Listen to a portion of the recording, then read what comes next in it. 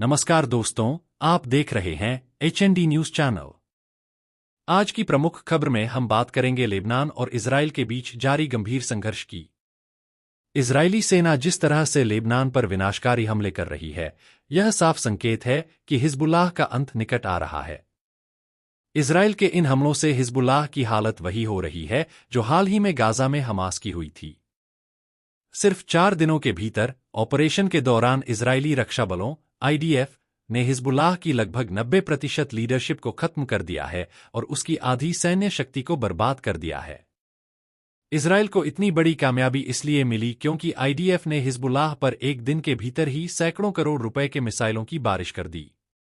Israel के अकल्पनीय हमले में न केवल हिजबुल्लाह की टॉप लीडरशिप का अंत हो गया, बल्कि उसकी सैन्य शक्ति भी आधी हो गई है।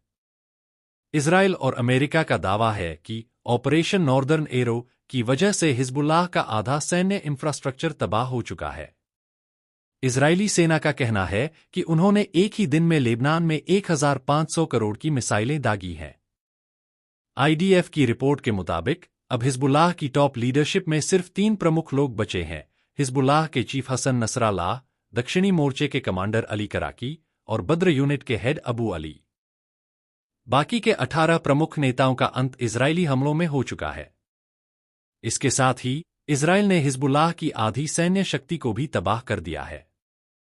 रिपोर्ट्स के मुताबिक कुछ दिन पहले तक हिजबुल्लाह के पास 1,40,000 रॉकेट और मिसाइलों का जखीरा था, लेकिन इजराइल के प्रचंड हमले ने इसके आधे रॉकेट और मिसाइलों को नष्ट कर दिया, यानी कि लगभग 70,000 रॉकेट और मिसाइलें तबाह हो चुकी हैं। अब हिजबुल्लाह के पास सिर्फ 70,000 रॉकेट और मिसाइलें बची हैं।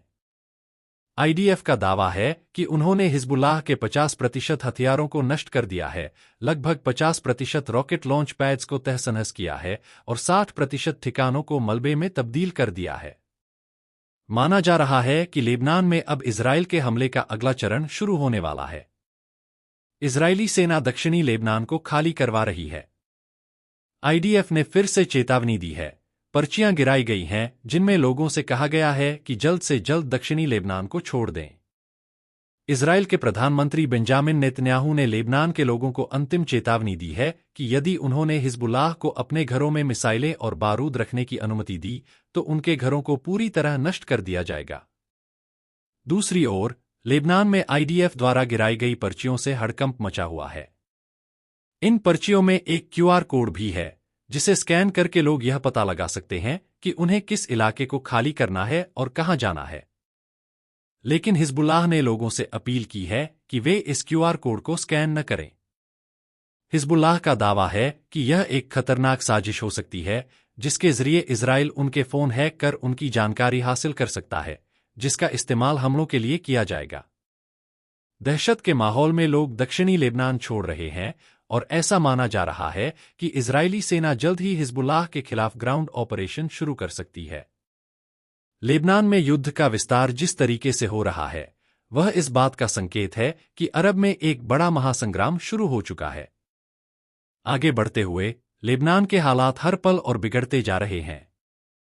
इजरायली सेना का कहना है कि अब उन्होंने लेबनान में अपनी स्थिति और भी मजबूत कर ली है।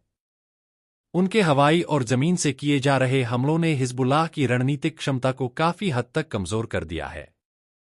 इजरायली सेना का यह भी दावा है कि उन्होंने हिजबुल्लाह के कई गोपनीय ठिकानों और सुरंगों को नष्ट कर दिया है, जो लंबे समय से उनकी आतंकवादी गतिविधियों का केंद्र बने हुए थे। IDF के प्रमुख अधिकारियों ने कहा है कि ऑपरेशन नॉर्दर्न एरो का अगला चरण और भी ज्यादा विनाशकारी साबित होगा। इजरायली वायु सेना अब लेबनान के भीतर और गहरे घुसने की तैयारी कर रही है।